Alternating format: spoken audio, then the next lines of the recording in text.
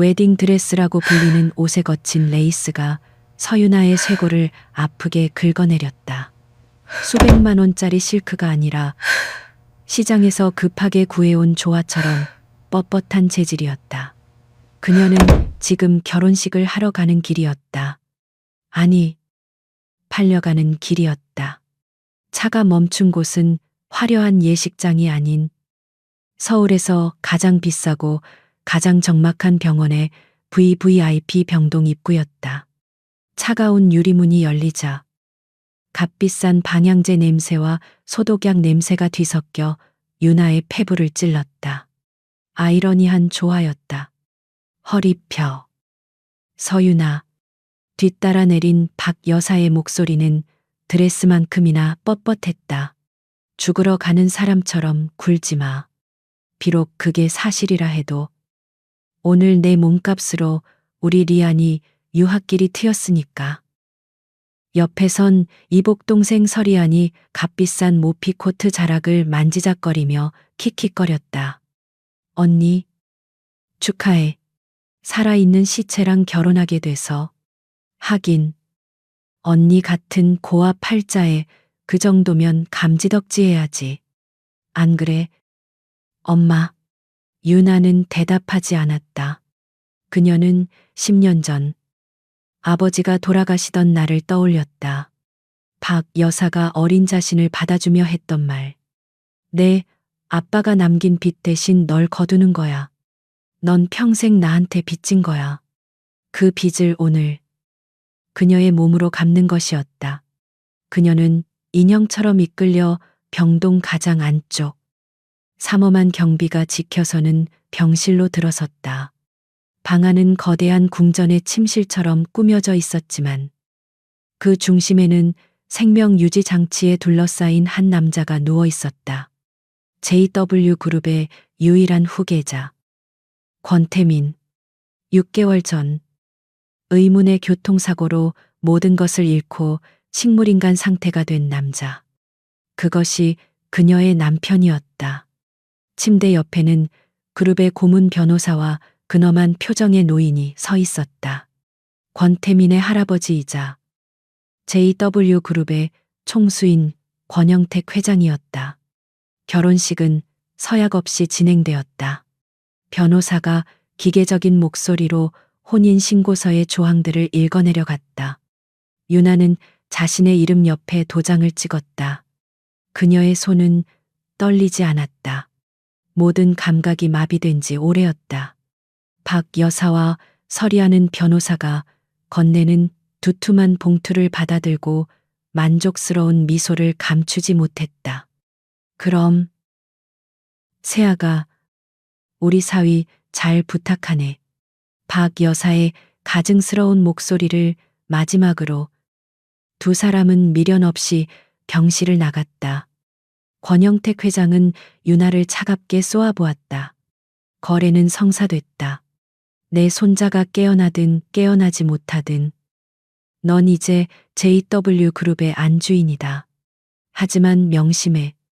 넌 그저 내 손자의 마지막을 지킬 병풍일 뿐이야. 그 이상도 그 이하도 아니니 분수를 지키도록. 육중한 문이 닫히고 거대한 병실에는 윤아와 그녀의 남편 단둘만이 남았다. 생명 유지 장치의 규칙적인 기계음만이 방 안의 유일한 소리였다. 윤아는 천천히 침대에 누워있는 남자에게 다가갔다. 그는 창백했지만 조각상처럼 잘생긴 얼굴이었다. 감은 눈은 깊고 굳게 닫힌 입술은 한때 얼마나 오만했을지 짐작게 했다. 그녀는 이 낯선 남자의 얼굴을 바라보며 자신의 처지를 생각했다. 어쩌면 그와 자신이 다르지 않았다. 그는 살아있으나 죽은 존재였고 그녀는 숨을 쉬고 있으나 살아있지 않았다. 윤아는 침대 옆에 작은 의자에 힘없이 주저앉았다. 모든 것이 끝났다고 생각했다. 이제 그녀의 인생은 이 적막한 병실에서 이 남자의 숨이 멎는 날 함께 끝날 것이었다. 육중한 문이 닫히자 거대한 병실은 완벽한 침묵의 섬이 되었다. 방금 전까지 울려 퍼지던 박 여사의 가증스러운 목소리와 권영택 회장의 냉랭한 경고음이 썰물처럼 빠져나갔다. 서윤아는 자신이 그 섬에 홀로 표류하고 있음을 깨달았다. 이곳은 병실이라기보다는 잘 꾸며진 거대한 무덤이었다. 값비싼 그림들과 최고급 가구들은 모두 색을 잃고 방 안의 유일한 생명체인 침대 위 남자를 위해 존재하는 배경처럼 보였다. 유나는 뻣뻣한 드레스 자락을 움켜쥐고 그에게서 가장 먼 구석의 소파에 웅크리듯 앉았다.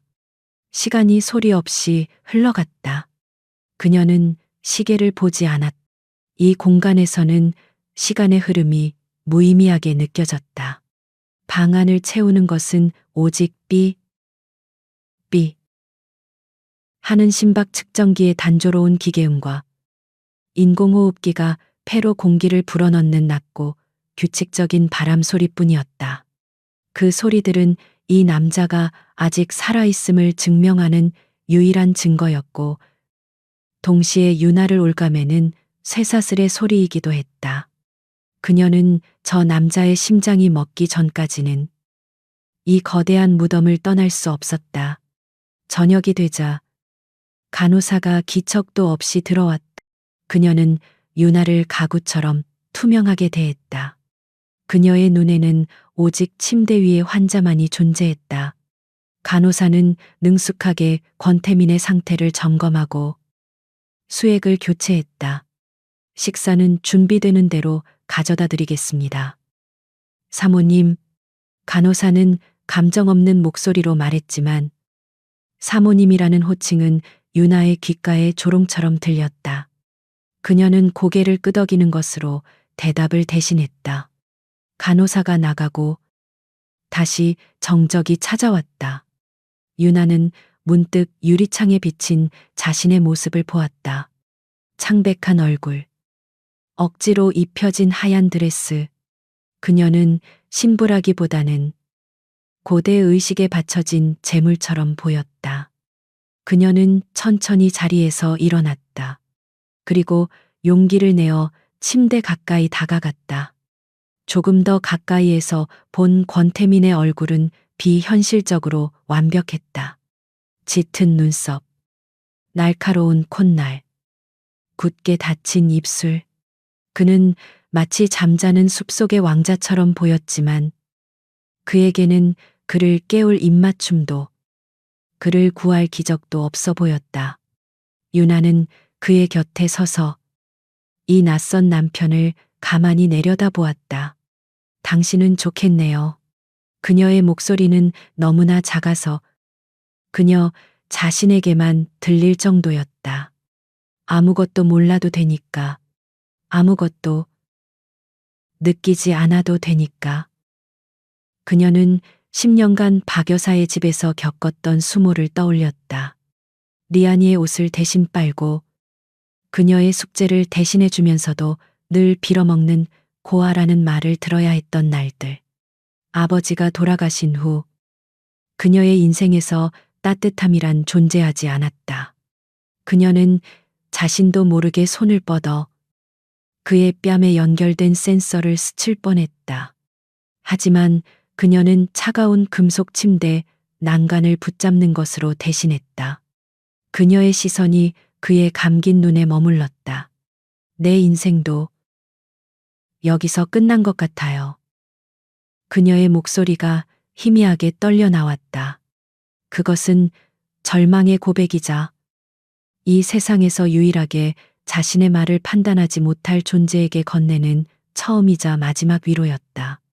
하지만 어쩌면 이게 더 나을지도 몰라요. 그녀는 자조적인 미소를 지었다. 적어도 당신은 나에게 소리 지르지 않을 테니까 날 때리지도 않겠죠. 당신은 날 상처 입힐 수 없으니까. 그녀는 자신의 가장 깊은 곳에 숨겨두었던 나약함을 이 살아있는 시체 앞에서 꺼내 보이고 말았다. 그녀는 눈을 감았다. 모든 것을 체념하고 이 지독한 정적에 다시 몸을 맡기려 했다. 그때였다. 삐, 삐, 삐. 규칙적으로 울리던 심박 측정기의 소리가 미세하게 흐트러졌다. 삐, 삐, 삐, 삐. 리듬이 불규칙하게 빨라졌다. 유나는 놀라 눈을 떴다. 그녀는 기계의 오작동이라고 생각했다. 그녀는 황급히 간호사를 부르기 위해 호출 버튼으로 손을 뻗었다. 그 순간 그녀는 얼어붙었다. 방 안의 공기가 달라져 있었. 누군가가 자신을 지켜보고 있는 듯한 날카롭고 차가운 감각이 그녀의 등골을 찔렀다. 그녀는 천천히, 아주 천천히 고개를 돌려 침대 위의 남자를 바라보았다. 권태민. 지난 6개월간 단 한 번도 움직이지 않았던 남자. 그가 눈을 뜨고 있었다. 그의 눈은 혼수 상태 환자의 흐릿한 동공이 아니었다. 그것은 불가능할 정도로 맑고 깊고 그리고 무섭도록 냉철한 지성으로 번뜩이고 있었다. 그는 유나를 뚫어지게 응시하고 있었다. 유나는 숨을 쉴 수 없었다. 이것은 기적이 아니었다. 이것은 공포였다. 그는 식물인간이 아니었다. 그는 모든 것을 듣고 있었다. 그녀가 방금 내뱉었던 절망적인 독백까지도. 그는 미동도 하지 않았다. 오직 그의 눈만이 살아 움직이며 그녀의 영혼을 꿰뚫어 보고 있었다. 그 시선은 당신은 누구냐고 묻고 있었다. 유나는 비명조차 지르지 못하고 그 자리에 얼어붙었다. 유나는 숨을 쉴 수 없었다. 눈앞의 광경은 현실이 아니어야 했다. 6개월간 미동도 없던 남자가 그녀의 가장 깊은 절망을 들여다본 그 순간에 눈을 뜨고 있었다. 공포가 피를 타고 올라와 그녀의 심장을 얼어붙게 만들었다. 그녀는 본능적으로 뒷걸음질 쳤. 나무 의자, 다리가 대리석 바닥에 끌리며 끼익 하는 날카로운 소음을 냈다. 그녀는 비명을 지르고 싶었지만 목소리가 나오지 않았다. 마치 누군가 그녀의 목을 틀어막고 있는 것 같았다. 권태민의 시선은 그녀에게서 단 한순간도 떨어지지 않았다. 그 맑고 냉철한 눈동자는 그녀의 영혼을 샅샅이 훑는 듯했다. 그는 그녀를 평가하고 있었다. 그녀가 적인지, 아군인지, 혹은 그저 아무것도 모르는 바보인지 가늠하고 있었다. 그때 남자의 입술이 아주 미세하게 움직였다. 공기가 새는 듯한 소리, 말이 아닌 기척에 가까웠다. 유나는 그것이 환청이길, 자신이 너무 절망한 나머지 헛것을 보길 간절히 바랐다. 그가 다시 움직였다. 이번에는 손가락이었다. 산소 포화도 측정기가 달린 그의 검지가 아주 느리게 경련하듯 까딱거렸다. 그는 살아있었다. 완벽하게 의식을 가진 채로. 누구?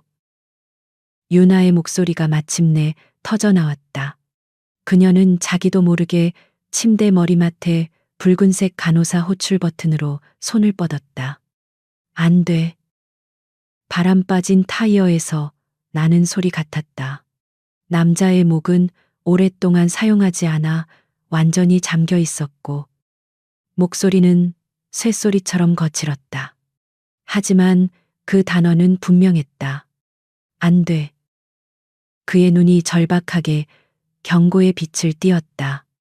그는 유나가 배를 누르는 것을 필사적으로 막고 있었다.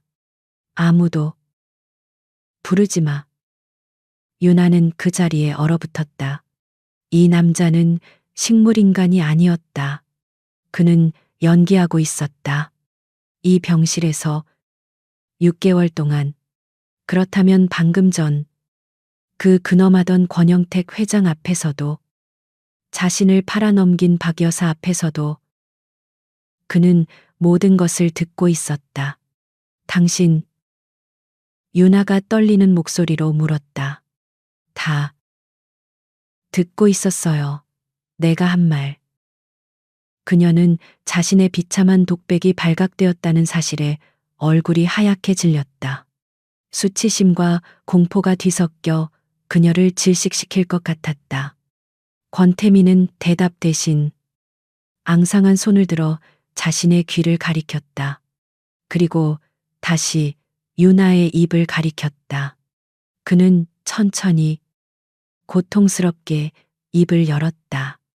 그의 목소리는 거의 속삭임에 가까웠다. 그 목소리. 유나는 이해할 수 없었다. 무슨 목소리란 말인가? 6개월 전. 사고 나던 날. 그의 목소리는 갈라지고 끊겼지만 단어 하나하나에 모든 힘을 싣고 있었다. 신고. 전화. 당신이었지. 유나의 머릿속이 하얗게 변했다. 6개월 전. 지독하게 비가 쏟아지던 밤. 마지막 아르바이트를 마치고 집으로 돌아가던 어두운 국도.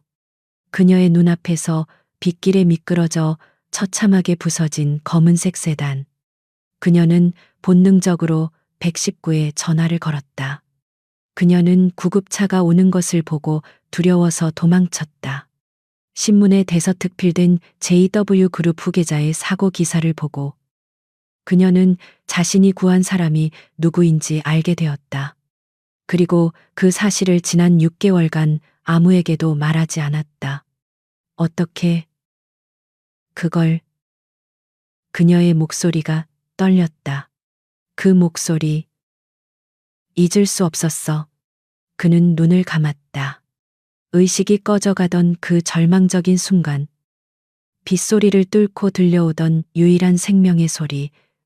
방금 전 당신이 말할 때 다시 들었어. 그는 유나의 목소리를 기억하고 있었다. 권태민은 다시 눈을 떴다.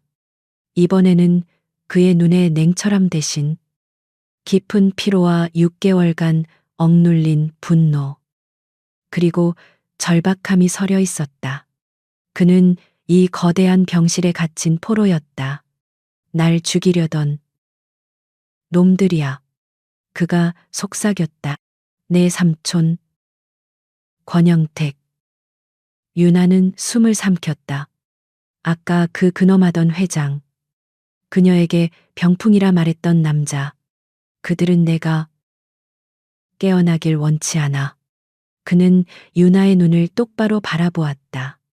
당신을 여기 데려온 것도 그들의 계획일 거야. 내 옆에 둘 감시자, 혹은 내가 깨어날 경우를 대비한 마지막 처리자. 유나는 자신이 어떤 지옥에 발을 들였는지 비로소 깨달았다. 그녀는 박 여사의 소나기에서 벗어난 것이 아니었다.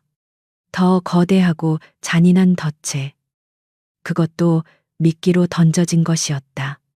난 몰랐어요. 난 그저 알아. 권태민이 그녀의 말을 잘랐다. 당신이 한 말 들었어. 날 상처 입힐 수 없으니까. 당신도 그들과 한패가 아니야. 당신도 나처럼 피해자야. 그는 유나의 절망적인 독백을 통해 그녀가 자신의 유일한 아군이 될 수 있음을 확인한 것이었다. 권영택이 자신의 감시자로 붙여놓은 이 여자가 아이러니하게도 자신이 탈출할 수 있는 유일한 열쇠였다. 그가 손을 내밀었다. 수액으로 퉁퉁 부었지만 앙상한 차가운 손이었다. 서윤아 씨. 그는 그녀의 이름을 정확히 불렀다. 날 도와. 여기서 나갈 수 있게. 이것은 거래 제안이 아니었다. 이것은 구조 요청이었다. 이 병실에서 유일하게 살아있는 두 사람이 서로에게 보내는 신호였다. 내가 뭘 어떻게? 유나는 혼란스러웠다. 그녀는 평생 누군가를 돕기는커녕 억압받고 짓밟히는 데만 익숙했다. 아무것도 하지 마. 그의 목소리가 다시 단호해졌다. 평소처럼 행동해. 내가 깨어났다는 걸 아무도 모르게. 당신은 나의 완벽한 병풍이 되어주면 돼.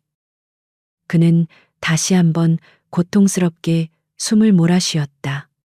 날 살린 건 당신 목소리였어. 그 빛 속에서, 그리고 오늘 이 절망 속에서 그는 유나를 뚫어지게 바라보았다. 그러니 다시 한번 날 살려. 그는 유나에게 선택지를 주지 않았다. 그들은 이미 한 배를 탄 운명이었다. 유나가 권영택에게 이 사실을 알리는 순간 유나 역시 비밀을 아는 자로 제거될 것이 뻔했다. 그 대가로 그가 마지막 힘을 쥐어짰다. 당신을 그 빚에서 꺼내주지. 당신을 짓밟고 오늘 당신을 이곳에 판 그 가족, 내가 전부 갚아줄게. 유나는 그의 앙상한 손을 내려다보았다. 이것은 결혼이 아니었다. 이것은 두 명의 익사 직전인 사람이 서로의 손을 붙잡는 처절한 생존 동맹이었다. 똑똑. 그때 정적을 깨고 노크 소리가 들렸다. 저녁 식사를 가져온 간호사였다. 권태민의 눈이 순식간에 다시 초점을 잃었다. 그의 호흡은 기계에 의존하는 것처럼 단조로워졌다. 그는 다시 완벽한 식물인간으로 돌아갔다. 그 모든 것이 단 1초 만에 일어났다. 유나는 얼어붙은 몸을 돌려 떨리는 목소리로 문을 향해 대답했다. 들어오세요. 그녀의 심장이 미친 듯이 뛰고 있었다. 그녀의 연극도 시작되었다. 간호사는 무거운 저녁 식사 트레이를 들고 들어왔다. 그녀의 시선은 잠시 유나에게 머물렀다가 이내 방 안의 진짜 주인인 침대 위의 남자에게로 향했다. 유나는 자신이 숨을 참고 있다는 사실조차 잊고 있었다. 저녁 식사입니다. 사모님. 간호사가 트레이를 테이블 위에 내려놓으며 몸이 건조하게 말했다. 식사는 이곳에서 하시는 겁니까? 유나는 목구멍이 바싹 마른 것을 느꼈다. 그녀는 방금 전까지 완벽한 의식을 가지고 자신을 꿰뚫어 보던 그 눈동자를 떠올렸다. 그리고 지금 다시 완벽한 시체처럼 감겨 있는 그의 눈꺼풀을 보았다. 네, 여기서 먹겠습니다. 간호사는 고개를 끄덕이고는 권태민의 상태를 마지막으로 확인했다. 심박수는 다시 안정적으로 돌아와 있었다. 기계음은 평화로웠다. 모든 것이 정상이었다. 유나를 제외하고 간호사가 병실을 나가고 문이 닫히는 소리가 유나의 심장을 쿵 하고 울렸다. 그녀는 1분 1초가 억겁처럼 느껴졌다. 그녀는 문을 노려보았다. 혹시 간호사가 다시 돌아오지는 않을까? 혹은 저 문 밖에 권영택의 사람들이 귀를 기울이고 있지는 않을까? 그녀는 천천히 침대를 향해 고개를 돌렸다. 남자는 여전히 눈을 감고 있었다. 그가 정말로 다시 잠든 것일까? 아니면 이 순간에도 자신을 시험하며 연기하고 있는 것일까? 공포가 다시 그녀를 덮쳤다.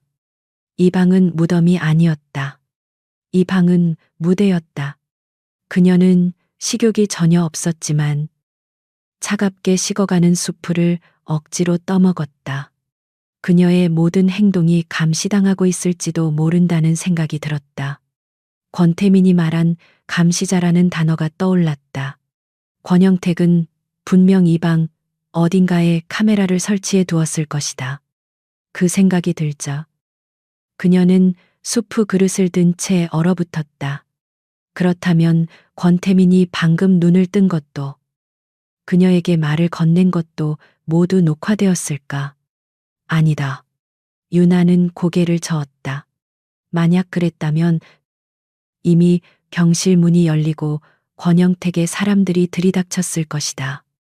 권태민은 카메라의 사각지대를 알고 있거나 혹은 카메라가 음성까지 녹음하지 못한다는 것을 알고 있었을 것이다. 그는 6개월간 이 감옥에서 모든 것을 파악하고 있었다. 유나는 식사를 마쳤다. 그녀는 이제 아내로서의 역할을 해야 했다. 그녀는 물수건을 가져와 떨리는 손으로 권태민의 이마를 닦아주는 척했다. 그녀의 손이 그의 피부에 닿는 순간 그녀는 그가 살아있는 인간임을 다시 한번 실감했다. 그녀가 그의 팔을 닦아내릴 때였다.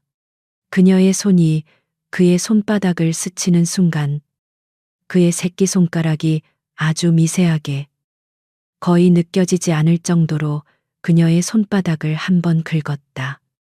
유나는 숨을 멈췄다. 그것은 신호였다. 계속해. 잘하고 있어. 그날 밤 유나는 잠들지 못했다.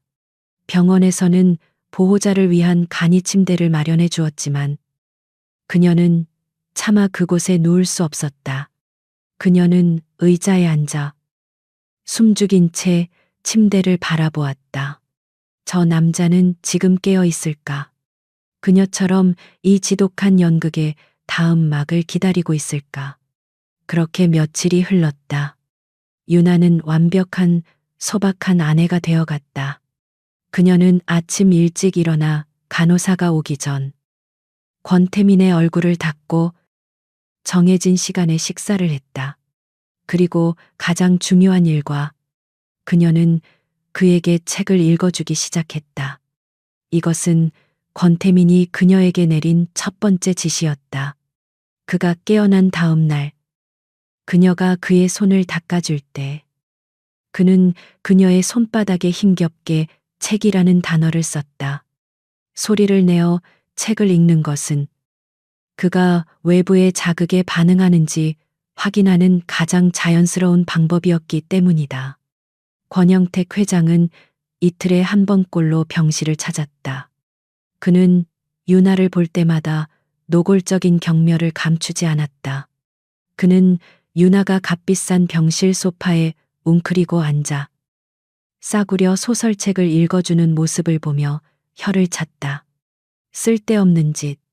권영택이 유나의 책을 빼앗아 바닥에 던졌다. 저놈은 아무것도 듣지 못해. 넌 그저 저놈이 숨을 거둘 때까지 얌전히 앉아있기만 하면 돼. 알아들었나? 유나는 바닥에 엎드려 황급히 책을 주었다. 그녀는 겁에 질린 사슴처럼 고개를 주걱거렸다. 죄송합니다. 회장님, 저는 그냥 뭐라도 해야 할 것 같아서. 그녀는 완벽하게 어리숙하고 무지하며 겁에 질린 병풍을 연기했다. 권영택은 그런 유나의 모습에 만족한 듯 콧방귀를 뀌었다. 그는 자신의 선택이 옳았다고 생각했다. 저렇게 멍청하고 배운 것 없는 여자는 절대 자신의 계획에 방해가 되지 않을 터였다. 그는 침대에 누워있는 조카를 잠시 내려다보고는 방을 나갔다. 문이 닫히자마자 유나는 책을 쥔 채 안도의 한숨을 내쉬었다. 그녀는 침대를 바라보았다. 권태민의 입꼬리가 아주 미세하게 1mm 정도 올라갔다가 제자리로 돌아왔다. 그녀의 연기는 합격이었다. 계획이 시작된 것은 정확히 일주일 뒤였다. 그날은 주치의의 정기 회진이 예정된 날이었다. 권태민은 어제와 똑같은 방식으로 유나에게 신호를 보냈다. 오늘 유나는 평소처럼 그에게 책을 읽어주고 있었다. 그녀의 목소리는 긴장으로 미세하게 떨렸지만 아무도 눈치채지 못할 정도였다. 그녀는 책의 한 구절, 폭풍 우치는 바다에서 등대를 찾는 선원에 대한 대목을 읽고 있었다. 그때 선원은 아주 멀리서 희미한 빛을 보았습니다. 똑똑. 주치의와 수간호사가 들어왔다. 계속하십시오. 사모님, 환자에게 좋은 자극이 될 겁니다. 주치의가 차트를 확인하며 말했다. 유나는 마른 침을 삼키고 책을 계속 읽었다. 그 빛은 희미했지만 분명한 희망의 빛이었습니다. 바로 그 순간이었다. 권태민의 손가락이 침대 시트를 움켜쥐듯 격렬하게 떨렸다. 그것은 한 번의 움직임이 아니었다. 발작적인 경련이었다. 유나가 책을 떨어뜨리며 비명을 질렀다. 방금 손가락이. 주치의와 간호사가 경악하며 침대로 달려들었다. 세상의 권의사님 간호사가 그의 눈꺼풀을 뒤집었다. 동공이 빛에 반응하고 있었다. 선생님 의식이 돌아오는 것 같습니다. 권태민은 고통스러운 듯 미간을 찌푸리며 아주 느리게 눈을 떴다. 그의 눈은 초점이 없었고 혼란스러워 보였다. 그는 6개월 만에 깨어난 환자의 모습, 바로 그것이었다. 병원은 발칵 뒤집혔다. 기적이었다. 모든 의사들이 불가능하다고 했던 일이 벌어졌다. 긴급 검사가 진행되었고 뇌파는 안정적으로 돌아와 있었다. 소식을 듣고 가장 먼저 달려온 것은 권영택이었다. 그의 얼굴은 분노와 충격으로 일그러져 있었다. 그는 의사에게 소리쳤다. 어떻게 된 거야? 깨어났다는 게 무슨 말이야? 기적입니다. 회장님, 주치의가 흥분을 감추지 못하고 말했다. 아마도 사모님의 저런 극진한 간호와 지속적인 자극이. 권영택은 유나를 노려보았다. 유나는 겁에 질린 채 기쁨의 눈물을 흘리는 연기를 하고 있었다. 권영택은 이를 갈았지만 의사들 앞에서는 어쩔 수 없었다. 그는 조카가 정말로 깨어났는지 확인해야 했다. 그는 침대로 다가갔다. 태민아, 나다. 삼촌이다. 정신이 드느냐? 권태민은 멍한 눈으로 그를 바라볼 뿐 아무런 반응도 하지 못했다. 그는 혀가 굳은 것처럼 하는 의미 없는 소리만 낼 뿐이었다. 뇌 손상이 의심되는 상황이었다. 권영택의 얼굴에 안도감이 스쳤다. 그는 깨어났지만 바보가 된 것이었다. 혹은 최소한 예전에 그 날카로운 권태민은 아니었다. 그렇다면 여전히 자신의 통제하에 둘 수 있었다. 안타깝게도 6개월간 누워 있었기 때문에 근육이 모두 퇴화했습니다. 주치의가 무거운 목소리로 말했다. 재활에 성공하더라도 다시 걷는 것은 기약하기 힘들 것 같습니다. 권태민은 휠체어 신세를 져야 한다는 판정을 받았다. 권영택은 병실을 나오며 유나의 어깨를 두드렸다. 수고했다. 세아가, 네가 쓸모가 있을 줄은 몰랐군. 그는 여전히 유나를 경멸했지만 이제 그녀는 바보가 된 조카를 돌볼 완벽한 어리숙한 보호자가 되었다. 병실 문이 닫히고 유나는 휠체어에 앉게 될 남편을 바라보았다. 그들의 완벽한 안전지대가 마련되었다. 권영택은 이제 깨어났지만 아무것도 할 수 없는 조카와 그 조카를 돌보는 무해한 아내를 감시하며 안심할 것이었다. 그들의 진짜 계획은 이제부터 시작이었다. 권태민이 기적적으로 깨어났다는 소식은 JW 그룹의 주가를 소폭 상승시켰지만 권영택 회장의 심기는 바닥을 쳤다. 그는 조카가 정말로 뇌 손상을 입어 반쯤 바보가 되었는지 아니면 그저 회복이 더딘 것인지 확신할 수 없었다. 그는 병실에 대한 감시를 2배로 늘렸다. 서윤아는 그 서슬퍼런 감시 속에서 권태민의 어리숙한 아내 역할을 하루하루 성실하게 수행해내고 있었다. 그녀는 이제 정말로 남편의 병수발을 드는 아내처럼 보였다. 권태민은 휠체어에 앉아 있는 시간이 길어졌다. 그는 여전히 말을 거의 하지 못했고 초점 없는 눈으로 창밖을 바라보는 일이 잦았다. 유나는 그런 그의 곁에서 묵묵히 책을 읽거나 재활 치료를 도왔다. 두 사람의 은밀한 대화는 오직 손바닥을 통해서만 이루어졌다. 유나가 그의 팔을 주무르는 척하며 손가락으로 글씨를 썼다. 삼촌, 또 왔었어요. 의심하는 것 같아요. 권태민은 그녀의 손목을 잡고 그녀의 손바닥에 답했다. 괜찮아.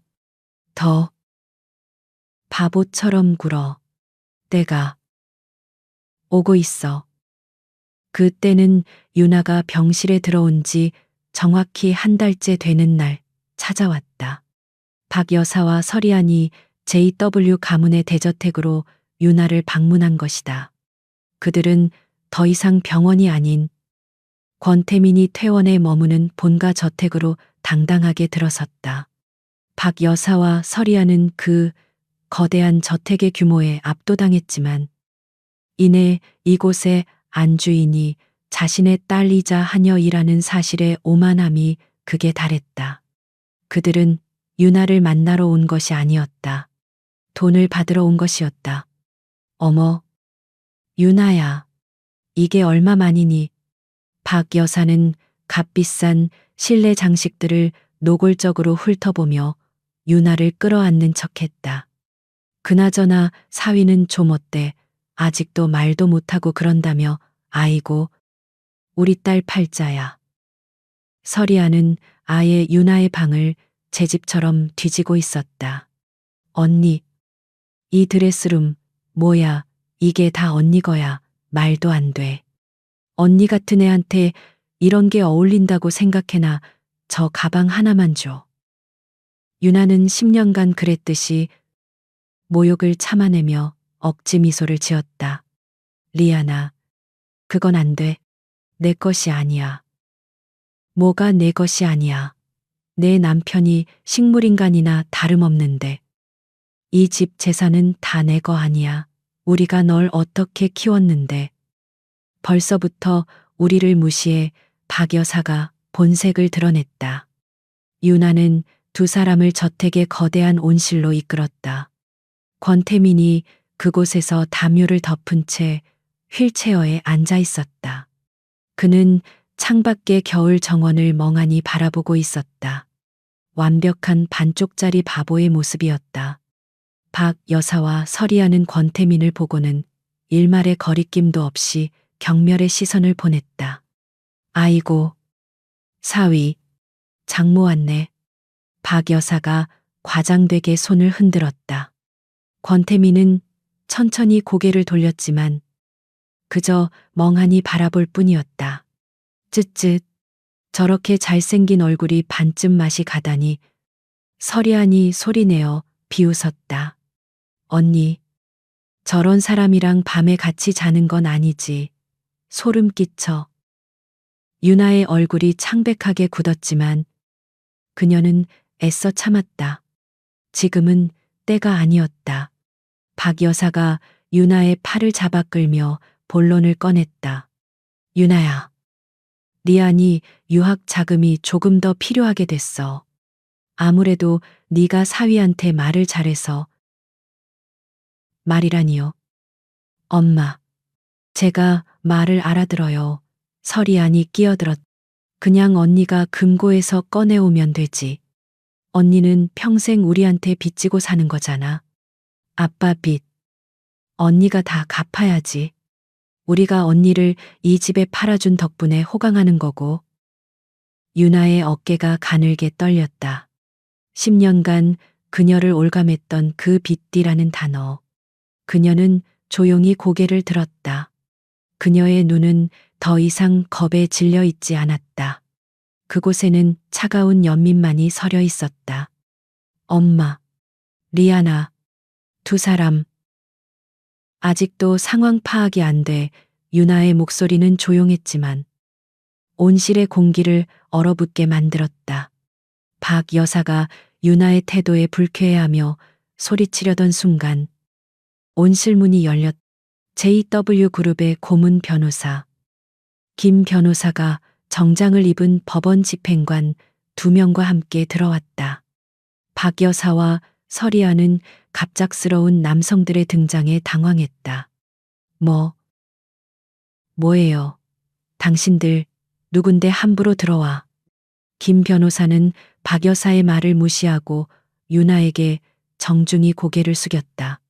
사모님, 요청하신 서류 준비되었습니다. 그는 유나에게 서류를 건네고 박 여사를 향해 돌아섰다. 박 여사님. 서리안 씨. 김 변호사의 목소리는 얼음장처럼 차가웠다. 한 달 전 JW그룹에서 박 여사님께 지급한 10억 원은 증여가 아닌 대출이었습니다. 대출이라니 그건 유나 몸값. 박 여사가 말을 채 끝내기도 전에 김 변호사가 계약서를 펼쳐 보였다. 박 여사님께서 직접 서명하신 금전 소비 대차 계약서입니다. 상환일은 어제까지였고요. 하지만 상환이 이루어지지 않았습니다. 김 변호사는 박 여사가 유나의 결혼 서류에 정신이 팔린 틈을 다 끼워 넣었던 그 계약서를 가리켰다. 이게 무슨. 박 여사의 얼굴이 하얗게 질렸다. 따라서 계약서 8조 사망에 의거 즉시 담보물을 회수하겠습니다. 김 변호사가 집행관들에게 눈짓했다. 집행관들이 박 여사에게 다가갔다. 담보물이라니 나한테 그런 게 어딨어. 박 여사가 발악했다. 있습니다. 김 변호사가 다음 서류를 내밀었다. 박 여사님 명의의 아파트, 그리고 서리안 씨 명의의 오피스텔. 그 모든 부동산이 이번 대출의 공동담보로 설정되어 있었습니다. 서리안이 그 자리에 주저앉았다. 말도 안 돼. 내 오피스텔이 왜. 지금 즉시 두 분의 모든 자산은 압류 및 동결 처리됩니다. 즉시 퇴거하셔야 합니다. 박 여사는 이 모든 것이 믿기지 않는다는 듯 유나에게 달려들었다. 서유나, 네가 감히 우리한테 이런 짓을 해. 이 은혜도 모르는 년. 유나는 그녀의 손길을 차갑게 피했다. 그녀는 10년간 자신을 짓밟았던 두 사람을 이제야 비로소 제대로 내려다보았다. 그녀의 입가에 희미한 그러나 지독히도 슬픈 미소가 걸렸다. 은혜라고요. 유나가 조용히 반문했다. 그녀는 자신의 손바닥을 내려다보았다. 그곳에는 권태민이 조금 전 이 모든 소동이 일어나기 직전에 적어준 글씨가 선명했다. 네, 손으로 해. 유나는 다시 두 사람을 바라보았다. 두 분이 지금 살고 계신 그 집. 그녀가 조용히 하지만 또렷하게 말했다. 이제 제 겁니다. 휠체어에 앉아있던 권태민의 입꼬리가 아무도 모르게 희미하게 올라갔다. 첫 번째 복수는 끝났다. 박 여사와 서리안이 쫓겨나듯 저택을 떠난 그날 오후, 권영택 회장은 자신의 집무실에서 해당 사건에 대한 보고를 받았다.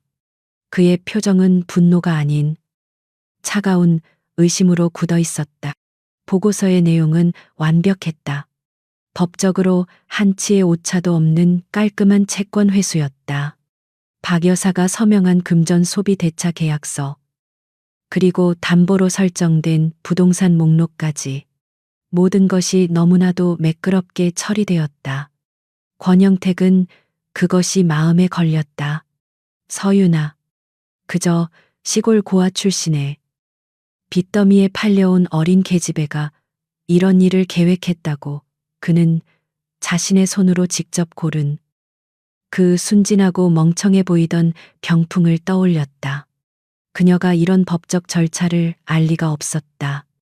그렇다면 단 하나, 권태민, 권영택은 조카가 여전히 바보 연기를 하고 있을 가능성을 배제하지 않았다. 혹은 바보가 되지는 않았지만 자신의 의사를 표현할 정도의 지능은 남아있을 수도 있었다. 그는 서윤아를 이용해 자신의 첫 번째 복수를 감행한 것일까? 그는 다음 날 예고 없이 다시 저택을 방문했다. 거실에서는 윤아가 휠체어에 앉은 권태민에게 동화책을 읽어주고 있었다. 모든 것이 평화로웠다. 윤아는 그의 등장에 화들짝 놀라며 자리에서 일어났다. 여전히 겁에 질린 사슴의 모습이었다. 아, 아버님, 어쩐 일로? 권영택은 대답 대신 휠체어에 앉은 조카를 쏘아보았다. 권태민은 초점 없는 눈으로 허공을 응시하고 있었다. 어제 그 모녀에게 복수를 한 사람의 모습이라고는 믿기 어려웠다. 권영택은 자신의 의심이 과한 것일 수도 있다고 생각했다. 세아가, 그가 윤아를 불렀다. 어제 소란이 있었다고 들었다. 내 계모와 동생이라지. 윤아의 얼굴이 하얗게 질렸다. 그녀는 고개를 숙인 채 손가락을 꼼지락거렸다. 죄송합니다. 두 분이 너무 무례하게 구셔서 김 변호사님이. 그녀는 이 모든 일을 김 변호사가 알아서 처리한 것처럼 둘러댔다. 권영택은 그런 그녀를 유심히 관찰했다.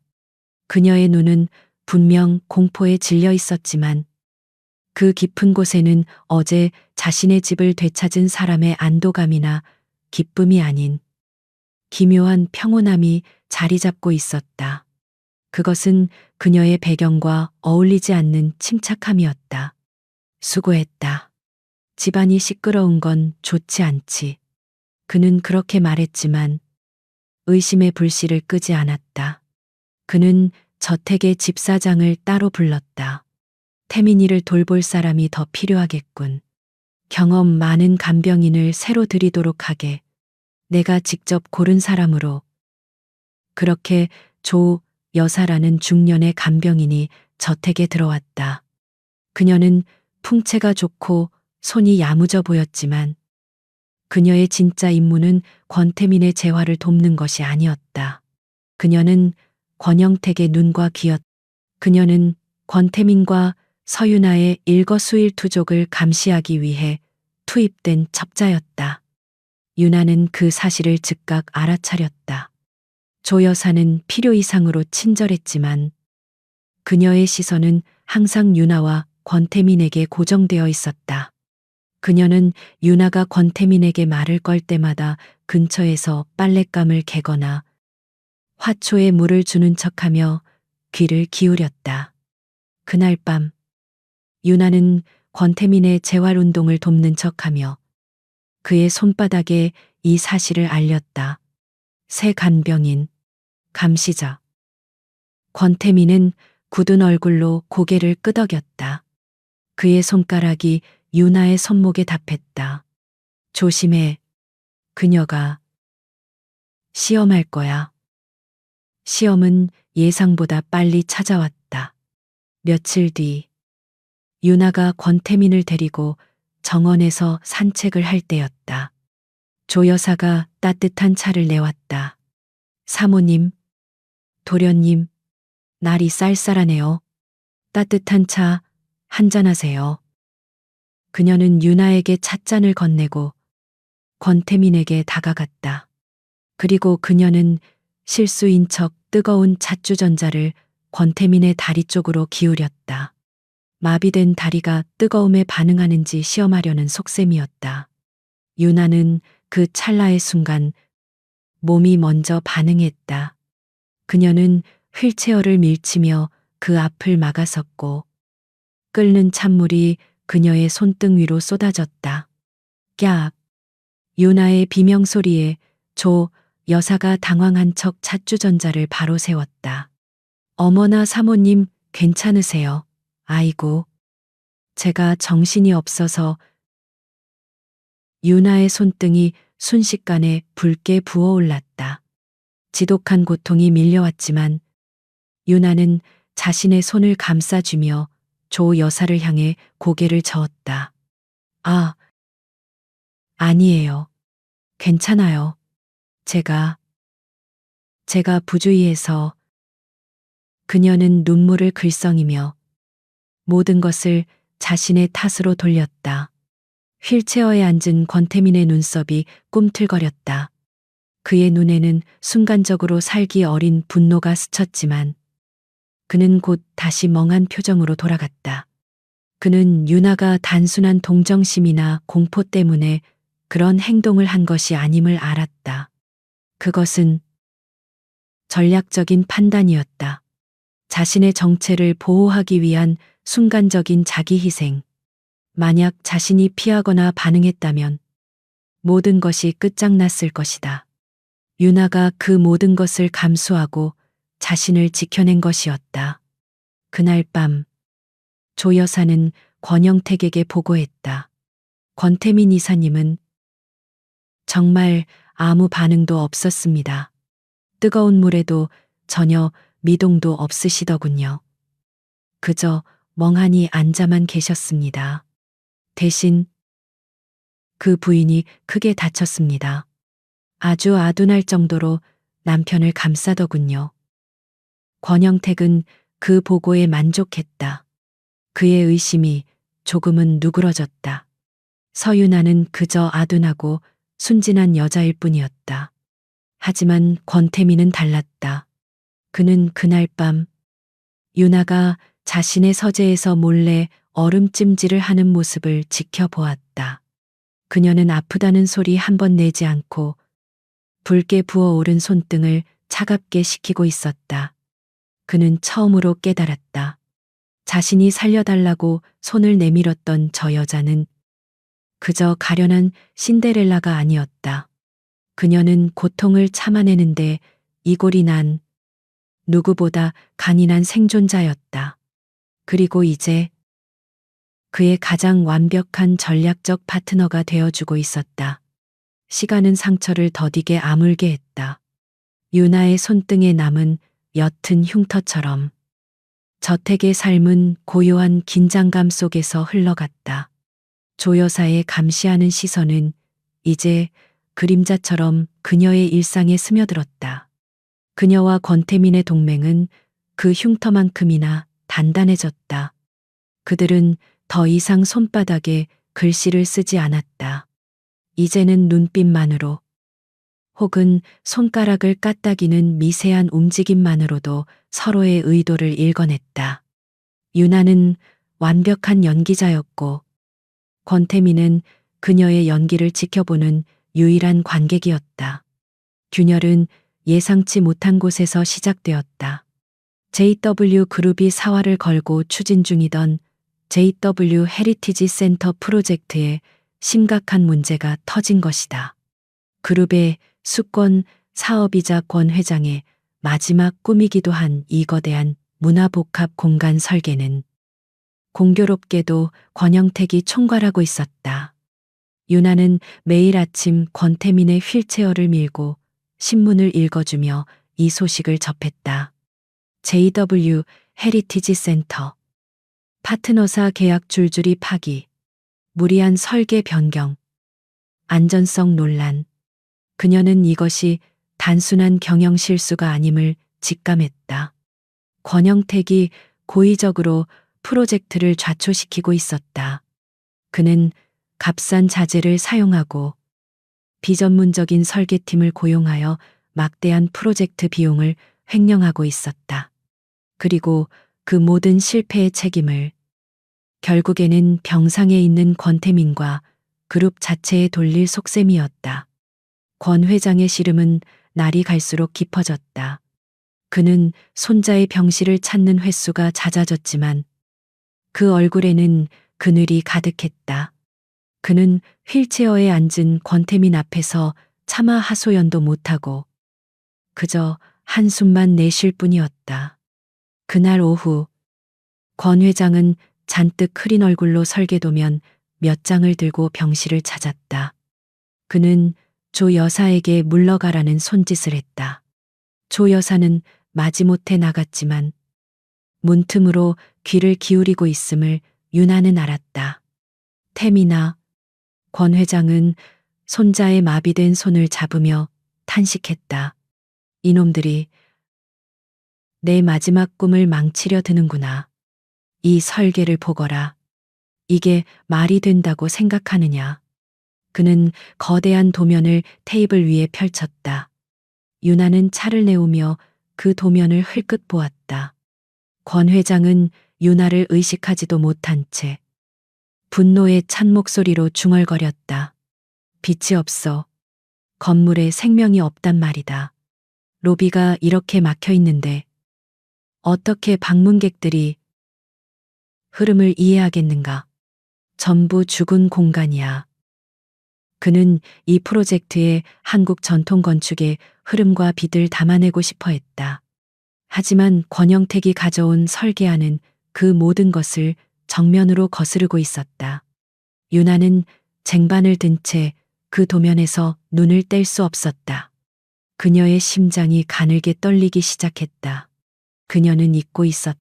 자신이 어떤 사람이었는지, 박 여사와 서리안에게 모든 것을 빼앗기기 전 그녀는 빛과 공간을 설계하는 건축학도였다.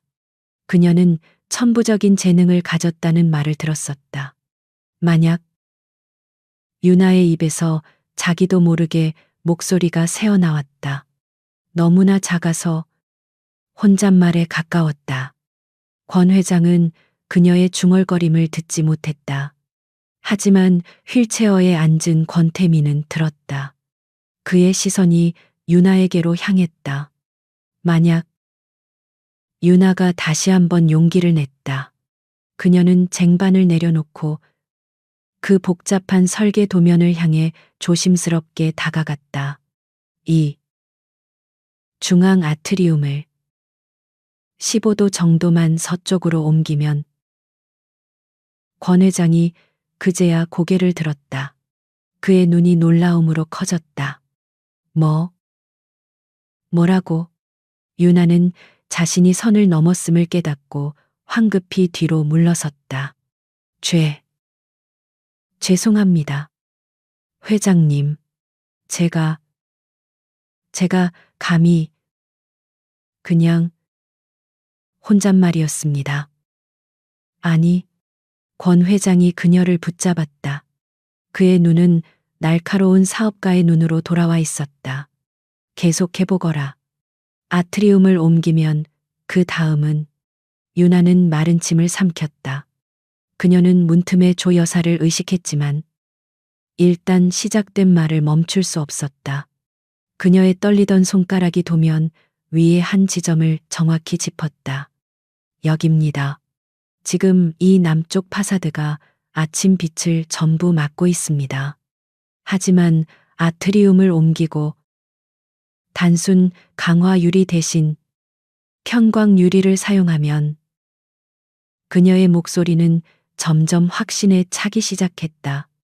빛이 쏟아져 들어와서 이 롭이 바닥에 해식의 효과를 만들 수 있습니다. 계절마다, 시간마다 다른 빛의 그림자가 건물의 표정을 만들 겁니다. 자연과 건물이 연결되는 거죠. 그것은 바보 같은 며느리의 어설픈 조언이 아니었다. 그것은 이 복잡한 설계의 핵심을 꿰뚫는 천재적인 솔루션이었다. 권 회장은 숨을 삼켰다. 그는 서유나라는 여자를 처음으로 다시 보았다. 빚에 팔려온 불쌍한 고아가 아니었다. 너는 이걸 어떻게? 유나가 대답하려던 순간 권태민이 고통스러운 듯 얕은 신음소리를 냈다. 유나와 권 회장의 시선이 동시에 그에게로 향했다. 그는 유나의 손을 필사적으로 붙잡고 있었다. 그리고 그의 손가락이 권 회장 몰래 유나의 손바닥에 단어 하나를 새겼다. 리안. 유나는 그제야 모든 것을 깨달았다. 권태민은 알고 있었다. 서리안이 지금 건축계의 샛별로 주목받고 있다는 것을, 그리고 그녀가 사용하는 모든 디자인이 바로 자신의 것이라는 것을. 유나는 눈을 감았다. 그녀의 목소리가 절망으로 가라앉았다. 저는 건축을 공부했었습니다. 회장님. 하지만 끝마치지 못했습니다. 그녀는 붉게 부어오른 자신의 손등을 내려다보았다. 제 이복 동생이, 서리안이 지금 그 일을 하고 있습니다. 제 이름으로요. 권 회장의 얼굴이 굳어졌다. 그는 서리안이라는 이름을 기억해냈다. 권영택이 차세대 디자이너라며 입에 침이 마르게 칭찬하고 이번 헤리티지 센터의 자문으로 위촉하려 했던 바로 그 이름이었다. 모든 조각이 맞춰졌다.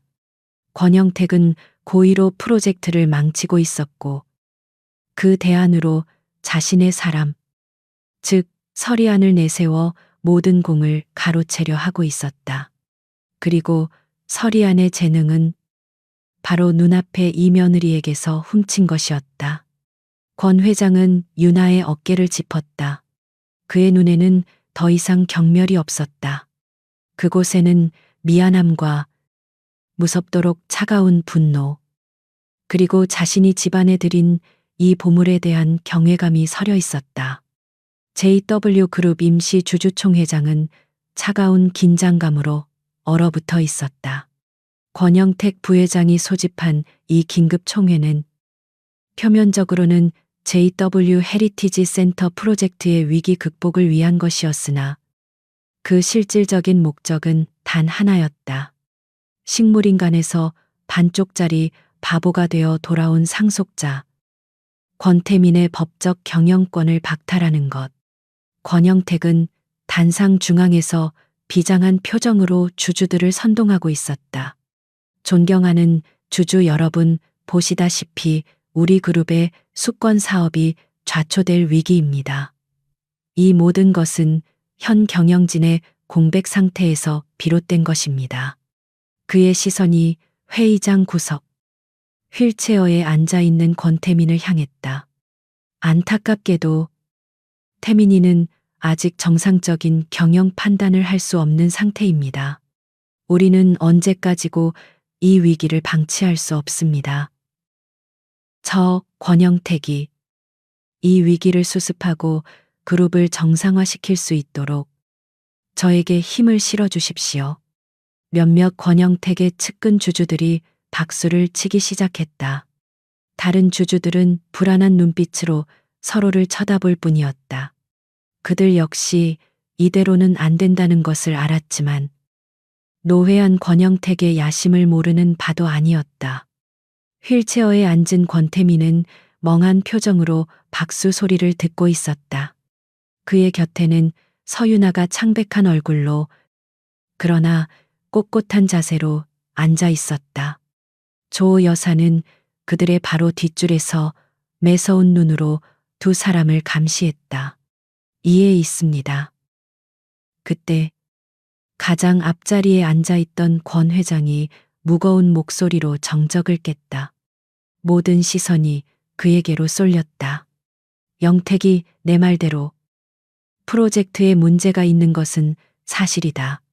하지만 그 대안이 고작 너의 독단적인 경영이란 말이냐. 권영택이 당황하며 반박했다. 아버님, 지금은 결단이 필요한 때입니다. 제가 추천한 차세대 디자이너 서리안 양의 혁신적인 디자인이라면 이 모든 것을 서리안권 회장이 그의 말을 잘랐다. 그 이름이 이 아이의 입에서도 나오더구나. 그는 자신의 곁을 지키고 선 유나를 바라보았다. 유나야, 네가 직접 말해보거라. 네가 어젯밤 내게 말했던 것을. 이 주주들 앞에서 회의장의 모든 시선이 서유나에게로 향했다. 저 순진하고 어리숙해 보이던 식물인간 며느리에게로. 유나는 숨이 막혔다. 수백 개의 눈동자가 그녀를 꿰뚫는 것 같았다. 그녀는 권태민의 손을 잡았다. 그의 손가락이 그녀의 손바닥을 가볍게 두드렸다. 할 수 있어. 유나는 자리에서 일어났다. 그녀의 목소리는 떨렸지만 마이크를 타고 회의장 전체로 울려 퍼졌다. 저는 JW 헤리티지 센터의 현 설계안에 치명적인 결함이 있다고 생각합니다. 권영택의 얼굴이 분노로 일그러졌다. 네가 감히 뭘 안다고 여기서. 저는 건축을 공부했습니다. 유나가 그의 말을 막았다. 그녀는 더 이상 겁에 질린 사슴이 아니었다. 그리고 권영택 부회장님께서 지금 사용하고 계신 설계안은 건물의 기본인 흐름과 빛들 완전히 무시하고 있습니다. 그것은 고의적인 파괴입니다. 장내가 술렁였다. 고의적인 파괴. 그것은 횡령을 의미하는 단어였다. 권 회장이 손짓했다. 유나에 대한 설계를 스크린에 띄워라. 회의장 중앙 스크린에 유나가 지난 며칠간 밤을 새워 완성한 새로운 헤리티지 센터의 3D 조감도가 떠올랐다.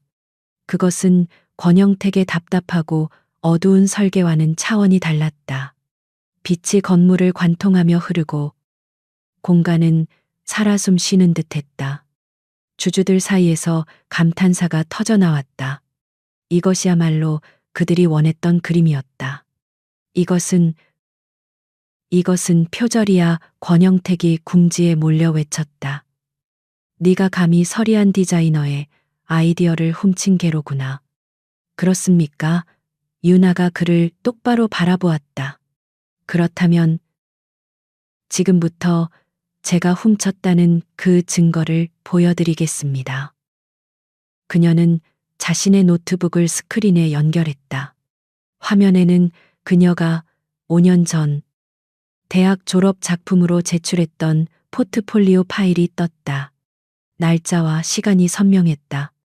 그리고 그 디자인은 서리안이 현재 자신의 대표작이라며 홍보하고 있는 모든 작품과 정확히 일치했다. 서리안은 제 이복 동생입니다. 유나가 조용히 고백했다. 그리고 그녀는 지난 5년간 제 모든 것을 훔쳐왔습니다.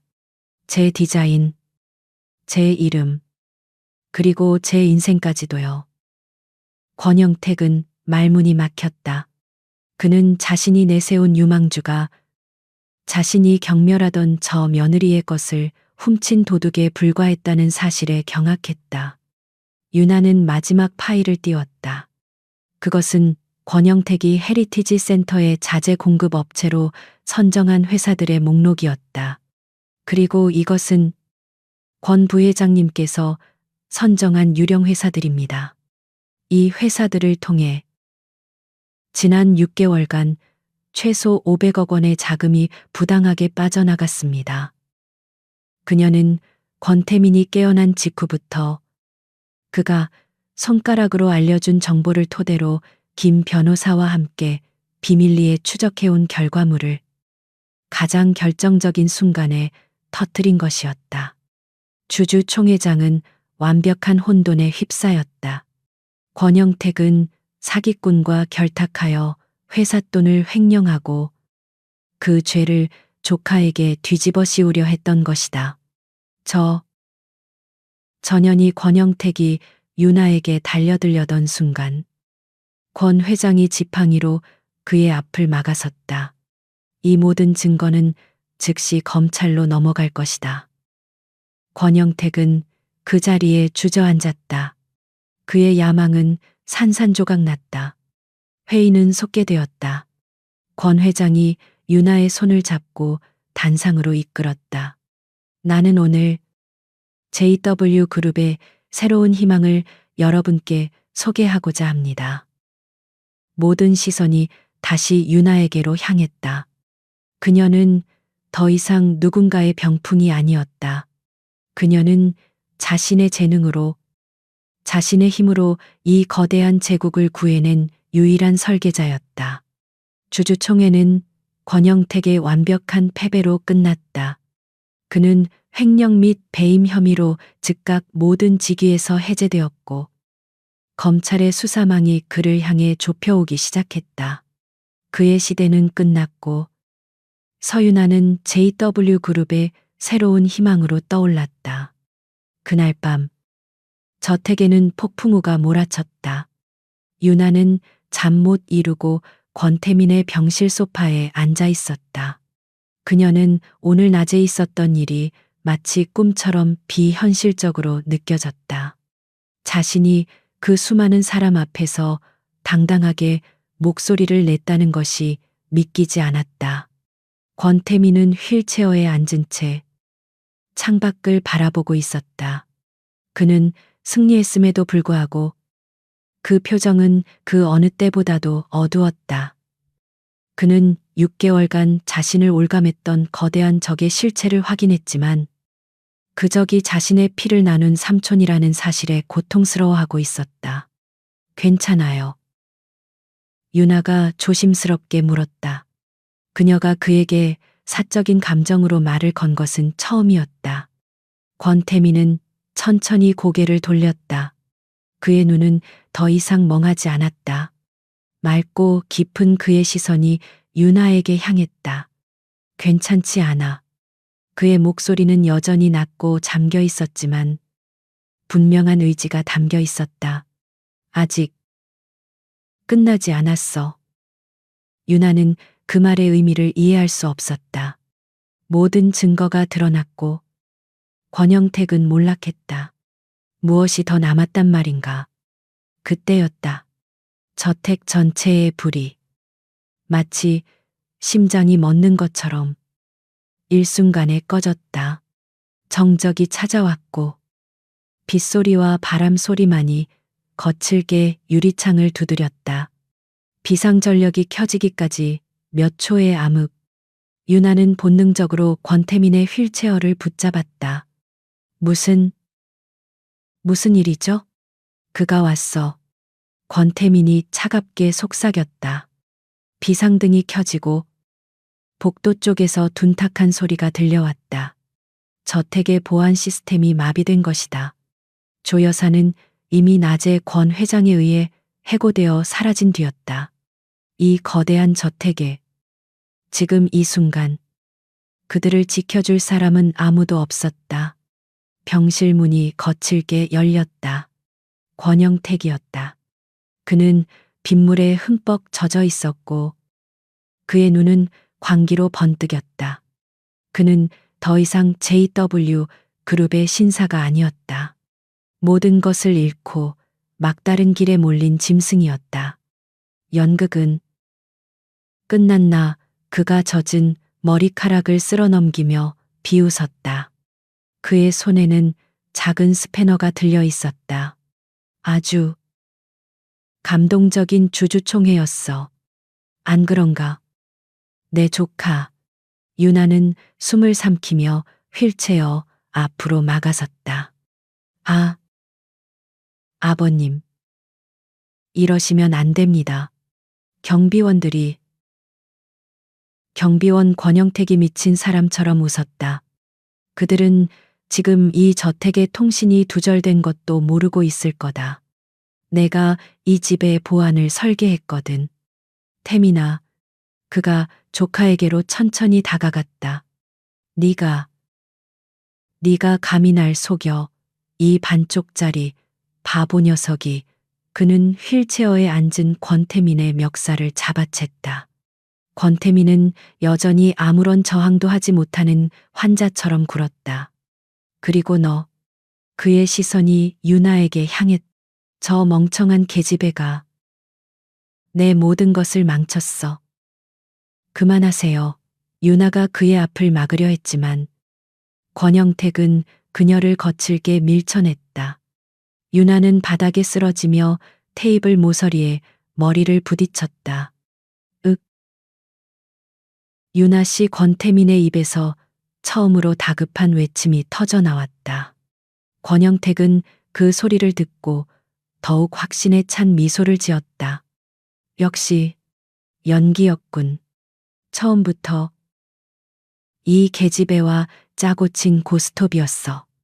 그는 권태민의 침대 머리맡 생명유지 장치처럼 위장된 산소 공급 장치로 다가갔다.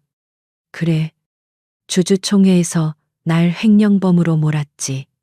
하지만 그건 돈 문제일 뿐이야. 그가 스패너로 산소 밸브를 잡았다.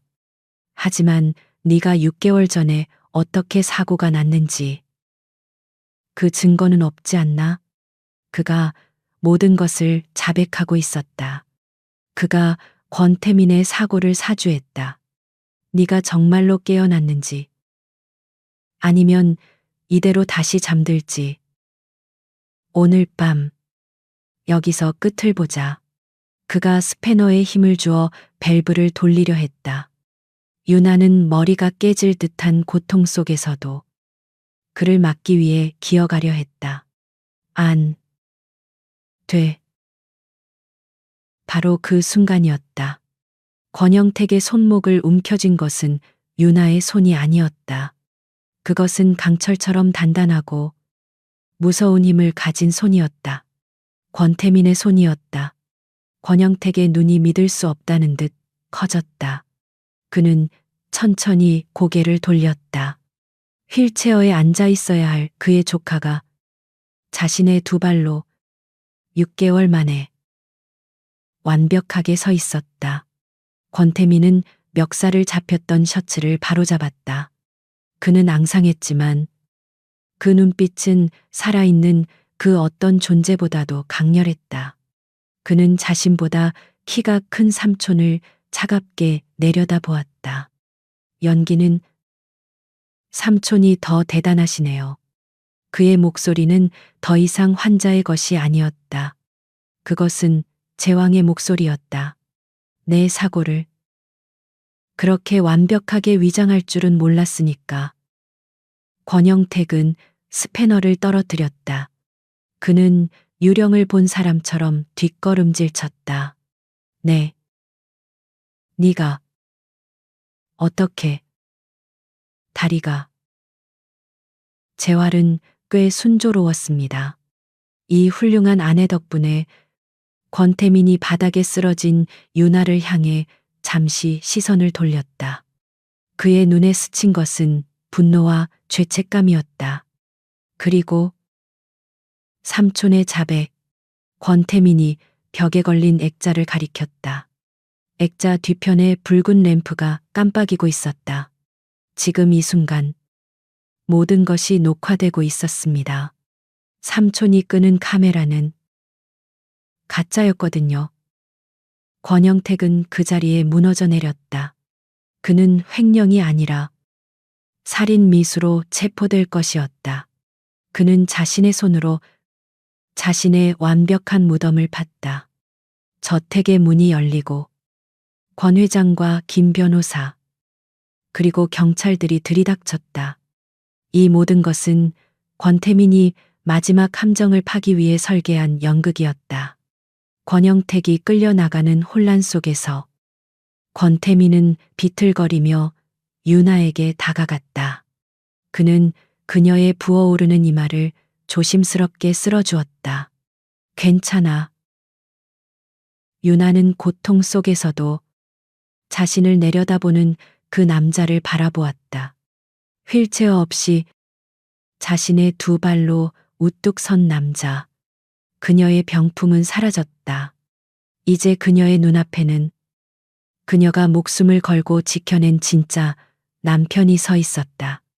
모든 소란이 썰물처럼 빠져나갔다. 사이렌 소리가 멀어지고 권영택의 광기 어린 절규도 빗소리 속에 묻혔다.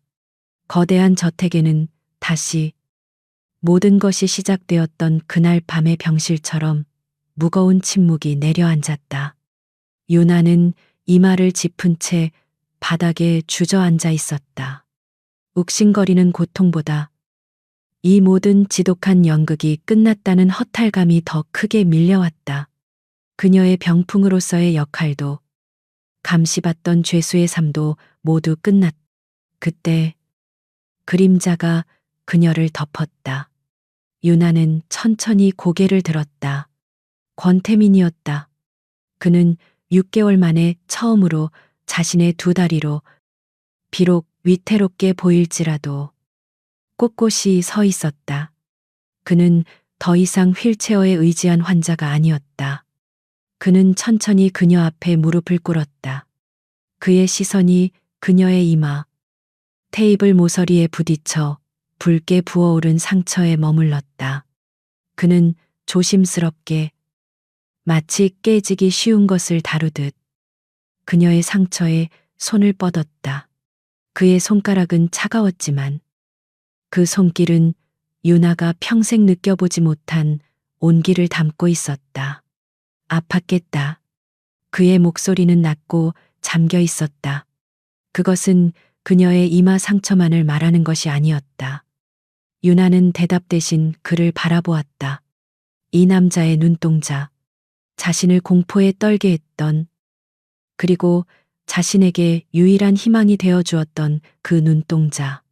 그 안에는 더 이상 냉철한 계산이나 분노가 없었다. 그저 빚진 자의 미안함과 깊은 연민이 담겨 있었다. 그는 유나를 부축해 일으켰다. 그녀는 그의 팔에 의지해 일어섰다. 두 사람은 그렇게 한참을 서로의 체온에 의지한 채 폭풍이 지나간 것을 한복판에 서 있었다. 그들의 지독했던 계약은 끝났지만 그들의 진짜 관계는 이제 막 시작되고 있었다. 시간이 흘렀다. 계절이 바뀌고 저택을 뒤덮었던 음산한 긴장감 대신 늦가을의 차분한 햇살이 스며들었다. 권영택은 살인 미수 및 수천억 대의 횡령 혐의로 무기징역에 가까운 형을 선고받았다. 박 여사와 서리아는 사기 및 부동산 불법 점유 혐의로 기소되었다. 특히 서리아는 유나의 디자인을 도용한 표절 혐의까지 더해져 건축계에서 완전히 매장되었다. 유나는 그들의 재판에 증인으로 섰지만 복수심이나 승리감은 느끼지 않았다. 그저 질긴 악연을 끊어내는 기분이었다. 유나는 JW 그룹의 헤리티지 센터 프로젝트의 총괄 디렉터가 되었다. 그녀는 서류상으로만 존재했던 사모님이 아니라 자신의 이름 석자 서유나로 당당히 출근했다. 그녀가 설계한 빛의 아트리움은 수많은 전문가의 찬사를 받으며 공사를 시작했다. 권태민은 재활에 집중했다. 그는 아직 완벽하게 걷지 못했다. 때로는 지팡이에 의지해야 했다. 사고의 후유증은 그의 몸에 상처를 남겼지만 그의 오만했던 눈빛을 앗아갔다. 그는 더 이상 세상을 호령하던 총수가 아니라 두 번째 삶을 얻은 한 명의 남자가 되어 있었다. 그의 첫눈이 내리던 날, 유나는 외출 준비를 하고 있었다. 그녀가 코트를 입으려 할 때, 태민이 다가와 지팡이를 내려놓고 그녀의 코트를 받아들었다. 그가 그녀에게 옷을 입혀준 것은 처음이었다. 오늘, 그날이네. 그가 조용히 말했다. 유나는 거울 속에 자신을 바라보았다. 그녀의 이마에는 흉터가 옅게 남아 있었다. 그러네요. 두 사람이 도착한 곳은 화려한 예식장이 아니었다. 그저 평범한 구청의 혼인신고 창구였다. 그들은 1년 전 병실에서 기계처럼 찍었던 그 서류를 다시 마주하고 있었다. 지난번엔 내가 당신 목소리를 붙잡았지. 태민이 펜을 든 채 유나를 바라보았다. 당신 목소리 덕분에 내가 살았어. 이번엔 내 목소리 들어줄래? 그는 질문하지 않았다. 그는 애원하지도 않았다. 그저 담담하게 고백했다.